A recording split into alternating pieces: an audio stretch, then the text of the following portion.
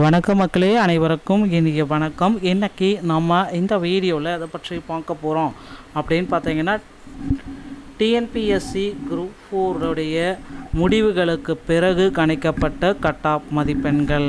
TNPSC group 4 யாருக்கெல்லாம் பணி வாய்ப்பு கிடைக்கும், எத்தனை நபர்களுக்கு பணி வாய்ப்பை இழக்க போகிறாங்க, ஸோ சேஃப் கம்யூவலான ரேங்க் என்ன, எந்த கம்யூனிட்டியில் எந்த மதிப்பெண்கள் சேஃபாக இருக்கும், ஸோ அதை பற்றி நம்ம பார்க்கலாம். தமிழ் தகுதி தேர்வில் குரூப் 4 லட்சக்கணக்கான நபர்கள் தோல்வி அடைஞ்சிருக்கான காரணம் என்ன, கோச்சிங் சென்டரால் வந்த விபரீதமாக, இது எல்லாமே இந்த வீடியோவில் பார்க்கலாம்.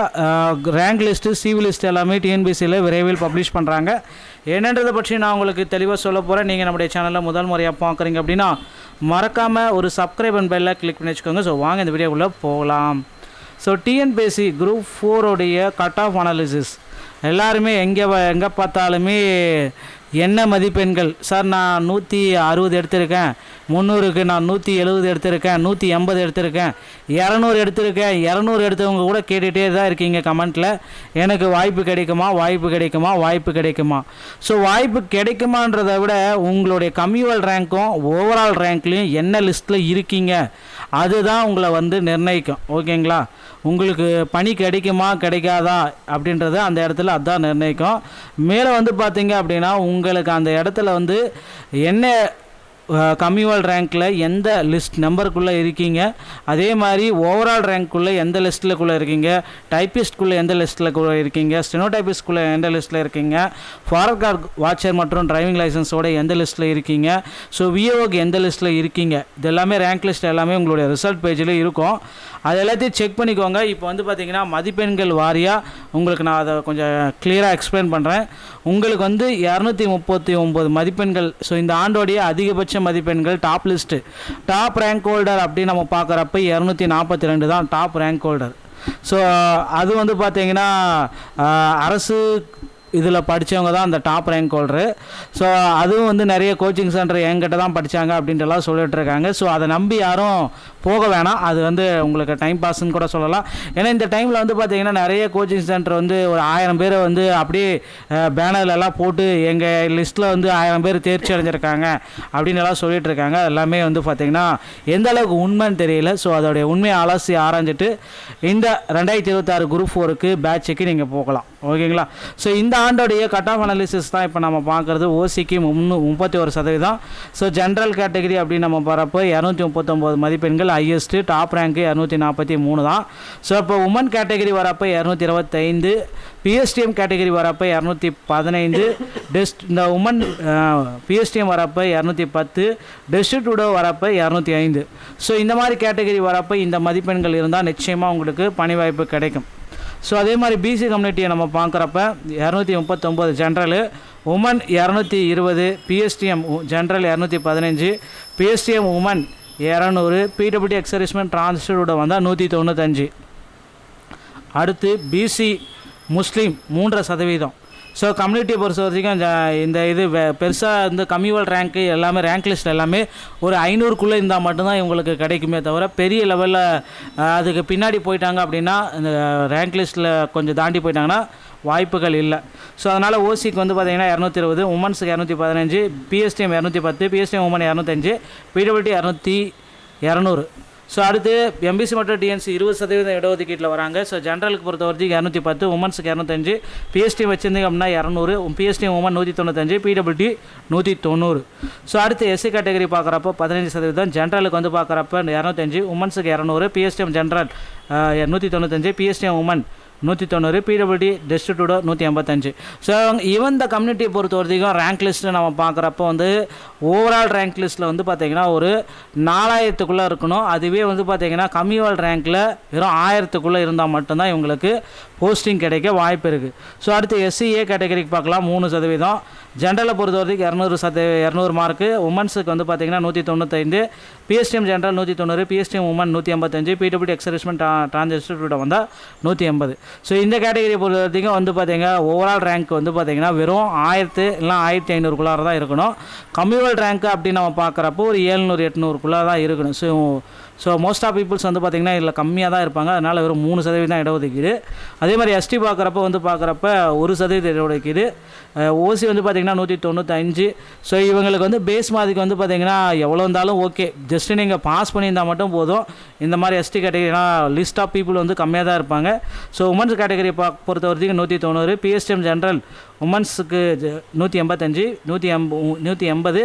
அதே மாதிரி டெஸ்டிடியூட வந்தால் 175, 160, 140 இருந்தால் கூட அவங்களுக்கு வந்து போகிறதுக்கு வாய்ப்புகள் இருக்குது. ஸோ இது வந்து பேஸ்டான வந்து அவங்களுடைய எண்ணிக்கை உள்ள எத்தனை மெம்பர்ஸ் வந்து பார்த்திங்கன்னா செலக்ட் ஆகிருக்காங்க. ஸோ இவங்களுடைய ஓவரால் ரேங்க் வந்து பார்த்திங்கன்னா ஒரு 500க்குள்ளே தான் வரும், பெருசாக வராது. அதே மாதிரி வந்து பார்த்திங்கன்னா ஓவரால் கம்யூவல் ரேங்க் வந்து பார்த்திங்கன்னா ஒரு 200க்குள்ளே தான் வரும், பெருசாக வரவே வராது. அதுக்கு மேலே ஆட்கள் இருக்க மாட்டாங்கன்னு தான் சொல்ல முடியும். ஓகேங்களா? ஸோ இதை பேஸ் பண்ணி தான் வந்து பார்த்திங்கன்னா சிபி எல்லாமே ரெடி பண்ணிகிட்டு இருக்காங்க. சான்றிதழ் சரிபார்ப்பு வந்து அழைக்க போகிறாங்க.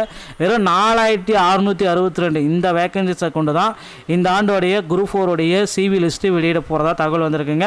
ஒருவேளை வேக்கன்சிஸ் உயர்த்தப்படுமா அப்படின்ட்டு கேள்விகள் போயிட்டுருக்கு. ஸோ நிச்சயமாக பொறுத்து இருந்து நம்ம பார்க்கலாம் வேக்கன்சிஸ் உயர்வையும். இந்த மாதிரி டிஎன்பிஎஸ்சி சம்பந்தமான செய்திகள் அனைத்தையும் நீங்கள் உடனுக்குடன் பெற நீங்கள் நம்மளுடைய சேனலோட இணைந்திருங்க. மீண்டும் ஒரு நல்ல தகவலோடு நான் உங்களை சந்திக்கிறேன். நன்றி, வணக்கம்.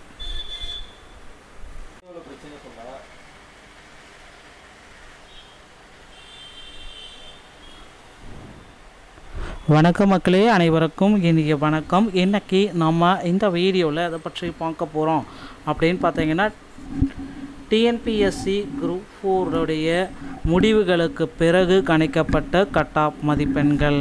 டிஎன்பிஎஸ்சி குரூப் 4 யாருக்கெல்லாம் பணி வாய்ப்பு கிடைக்கும், எத்தனை நபர்களுக்கு பணி வாய்ப்பை இழக்க போகிறாங்க, ஸோ சேஃப் கம்யூவலான ரேங்க் என்ன, எந்த கம்யூனிட்டியில் எந்த மதிப்பெண்கள் சேஃபாக இருக்கும், ஸோ அதை பற்றி நம்ம பார்க்கலாம். தமிழ் தகுதி தேர்வில் குரூப் 4 லட்சக்கணக்கான நபர்கள் தோல்வி அடைஞ்சிருக்கான காரணம் என்ன, கோச்சிங் சென்டரால் வந்த விபரீதமாக, இது எல்லாமே இந்த வீடியோவில் பார்க்கலாம்.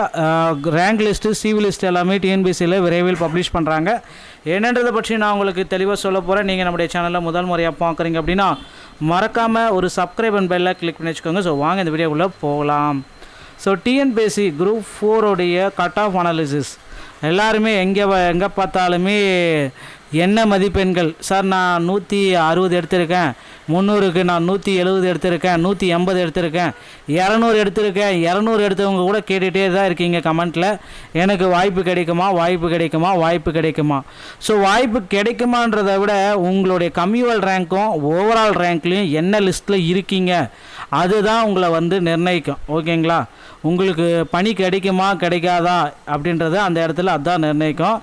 மேலே வந்து பார்த்தீங்க அப்படின்னா உங்களுக்கு அந்த இடத்துல வந்து என்ன கம்யூவல் ரேங்க்கில் எந்த லிஸ்ட் நம்பருக்குள்ளே இருக்கீங்க, அதே மாதிரி ஓவரால் ரேங்க்குள்ளே எந்த லிஸ்ட்டில்குள்ளே இருக்கீங்க, டைப்பிஸ்ட்குள்ளே எந்த லிஸ்ட்டில்குள்ளே இருக்கீங்க, ஸ்டெனோடைப்பிஸ்ட்குள்ளே எந்த லிஸ்ட்டில் இருக்கீங்க, ஃபாரஸ்ட் கார்டு வாட்சர் மற்றும் டிரைவிங் லைசன்ஸோட எந்த லிஸ்ட்டில் இருக்கீங்க, ஸோ விஏஓக்கு எந்த லிஸ்ட்டில் இருக்கீங்க, இது எல்லாமே ரேங்க் லிஸ்ட் எல்லாமே உங்களுடைய ரிசல்ட் பேஜில் இருக்கும். அது எல்லாத்தையும் செக் பண்ணிக்கோங்க. இப்போ வந்து பார்த்திங்கன்னா மதிப்பெண்கள் வாரியாக உங்களுக்கு நான் அதை கொஞ்சம் கிளியராக எக்ஸ்பிளைன் பண்ணுறேன். உங்களுக்கு வந்து 239 மதிப்பெண்கள். ஸோ இந்த ஆண்டோடைய அதிகபட்ச மதிப்பெண்கள் top list, top rank holder அப்படின்னு நம்ம பார்க்குறப்ப 242 தான் டாப் ரேங்க் ஹோல்டர். ஸோ அது வந்து பார்த்திங்கன்னா அரசு இதில் படித்தவங்க தான் அந்த டாப் ரேங்க் ஹோல்டரு. ஸோ அதுவும் வந்து நிறைய கோச்சிங் சென்டர் என்கிட்ட தான் படித்தாங்க அப்படின்ட்டுலாம் சொல்லிட்டுருக்காங்க. ஸோ அதை நம்பி யாரும் போக வேணாம். அது வந்து உங்களுக்கு டைம் பாஸ்ன்னு கூட சொல்லலாம். ஏன்னா இந்த டைமில் வந்து பார்த்திங்கன்னா நிறைய கோச்சிங் சென்டர் வந்து ஒரு 1000 பேரை வந்து அப்படியே பேனர்லலாம் போட்டு எங்கள் லிஸ்ட்டில் வந்து 1000 பேர் தேர்ச்சி அடைஞ்சிருக்காங்க அப்படின்னு எல்லாம் சொல்லிகிட்ருக்காங்க. எல்லாமே வந்து பார்த்திங்கன்னா எந்த அளவுக்கு உண்மைன்னு தெரியல. ஸோ அதோடைய உண்மையை அலசி ஆராய்ஞ்சிட்டு இந்த 2026 குரூப் 4 பேட்சுக்கு நீங்கள் போகலாம். ஓகேங்களா? ஸோ இந்த ஆண்டோடைய கட் ஆஃப் அனாலிசிஸ் தான் இப்போ நம்ம பார்க்குறது. ஓசிக்கு 31%. ஸோ ஜென்ரல் கேட்டகரி அப்படின்னு நம்ம போகிறப்போ 239 மதிப்பெண்கள் ஹையஸ்ட்டு, டாப் ரேங்க்கு 243 தான். ஸோ இப்போ உமன் கேட்டகரி வரப்போ 225, பிஎஸ்டிஎம் கேட்டகரி வரப்போ 215, இந்த உமன் பிஎஸ்டிஎம் வரப்போ 210, டெஸ்டிடியூடோ வரப்போ 205. ஸோ இந்த மாதிரி கேட்டகரி வரப்போ இந்த மதிப்பெண்கள் இருந்தால் நிச்சயமாக உங்களுக்கு பணி வாய்ப்பு கிடைக்கும். ஸோ அதே மாதிரி பிசி கம்யூனிட்டியை நம்ம பார்க்குறப்ப 239 general, women 220, PSTM general 215, PSTM women 200, PWD ex-servicemen டிரான்ஸ்ஃபரோட வந்தால் 195.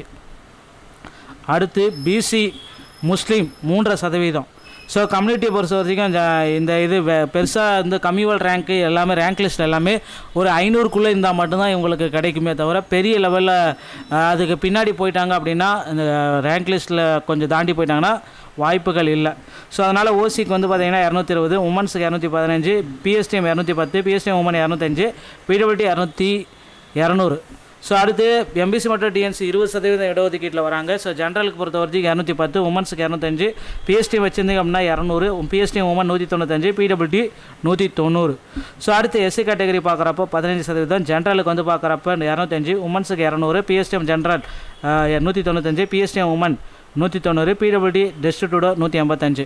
ஸோ இந்த கம்யூனிட்டியை பொறுத்த வரைக்கும் ரேங்க் லிஸ்ட்டு நம்ம பார்க்குறப்போ வந்து ஓவரால் ரேங்க் லிஸ்ட்டில் வந்து பார்த்திங்கன்னா ஒரு 4000க்குள்ளே இருக்கணும். அதுவே வந்து பார்த்திங்கன்னா கம்யூவல் ரேங்க்கில் வெறும் 1000க்குள்ளே இருந்தால் மட்டும்தான் இவங்களுக்கு போஸ்டிங் கிடைக்க வாய்ப்பு இருக்குது. ஸோ அடுத்து எஸ்சிஏ கேட்டகரிக்கு பார்க்கலாம் 3%, ஜென்ரலை பொறுத்த வரைக்கும் 200 மார்க்கு, உமன்ஸுக்கு வந்து பார்த்திங்கன்னா 195, PSTM general 190, PSTM women 185, PWD ex-servicemen transgender வந்தால் 180. ஸோ இந்த கேட்டகரியை பொறுத்த வரைக்கும் வந்து பார்த்திங்கன்னா ஓவரால் ரேங்க் வந்து பார்த்திங்கன்னா வெறும் 1000 இல்லை 1500க்குள்ளார தான் இருக்கணும்.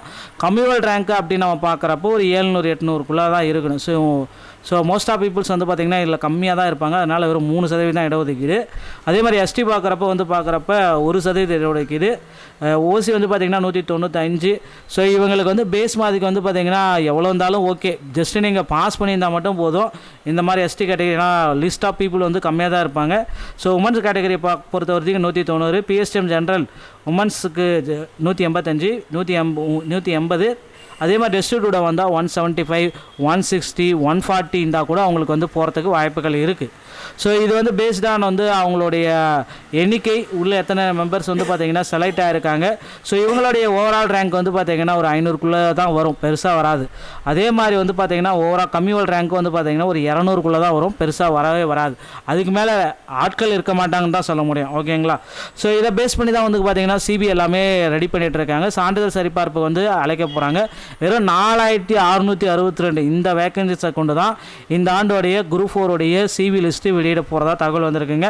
ஒருவேளை வேக்கன்சிஸ் உயர்த்தப்படுமா அப்படின்ட்டு கேள்விகள் போயிட்டுருக்கு. ஸோ நிச்சயமாக பொறுத்து இருந்து நம்ம பார்க்கலாம் வேக்கன்சிஸ் உயர்வையும். இந்த மாதிரி டிஎன்பிசி சம்பந்தமான செய்திகள் அனைத்தையும் நீங்கள் உடனுக்குடன் பெற நீங்கள் நம்முடைய சேனலோட இணைந்திருங்க. மீண்டும் ஒரு நல்ல தகவலோடு நான் உங்களை சந்திக்கிறேன். நன்றி, வணக்கம்.